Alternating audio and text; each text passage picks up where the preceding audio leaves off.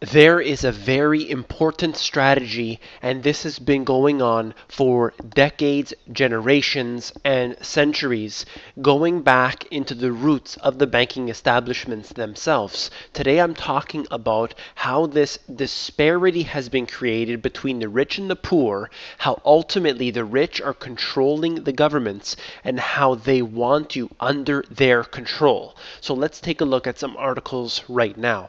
Study Wealth Inequality Inflamed by Slow Recovery.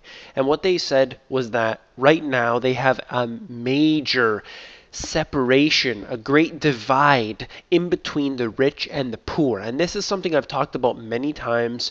And I said that the middle class will be wiped out, it will be non existent. This is the case in many third world countries. You look around and you find really wealthy people and really poor people. And it is very, very clear. And that is happening in the United States and other Western countries. You can't ignore that anymore. Here are the studies right here: 24 times as much wealth. And that is a serious, serious case. Now, speaking of the wealthy, you don't have that problem if you're Warren Buffett, because he said the stock market isn't rigged. Of course, he is just a nice old man eating his ice cream and drinking his Coca-Cola, but here he is saying the stock market isn't rigged, even though he gets the sweetheart deals, even though he's able to basically get his company's bailouts, multi-billion dollar bailouts from the taxpayer.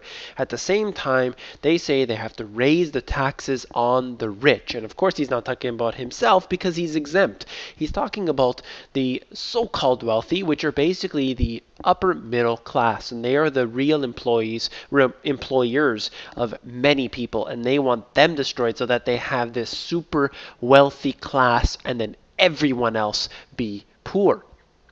This is the big news right here. I want to bring it to you guys.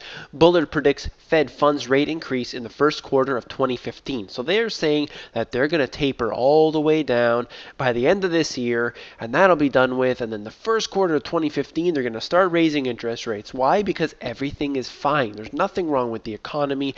Everything is doing just fine. You know, unemployment is down significantly, and we have a booming stock market. And let's ignore the real jobs numbers, and let's just ignore the real inflation numbers. But anyway, let's just take a look at the stock market and know that everything is okay. So that is the Fed funds rate. Let's take a look at it right now. Historically, it's been going on here for many years at zero. You can see how they were climbing up as things started to heat up. They started to increase that interest rate, and they did so relatively slowly, and it didn't do too much, because by the time they got it up to a respectable level, they had to significantly drop it all the way down to a historic 0%. And let's take a look at what I wrote about in my book.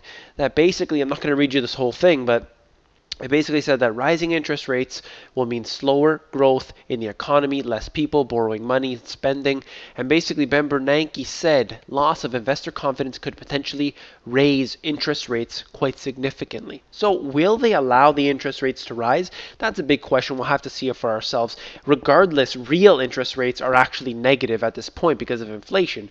But let's just go with their numbers just to prove a point. I'm going to scroll down very quickly just to show you one little chart here. This is now the numbers are a bit outdated, but here you go all the way to 2011. You can see the 30-year mortgage rate declining in practically a straight line.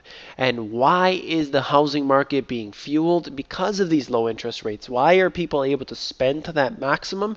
Because interest rates are low. They're very low, historically low right now. And that's allowed this boom, this whole rise to happen.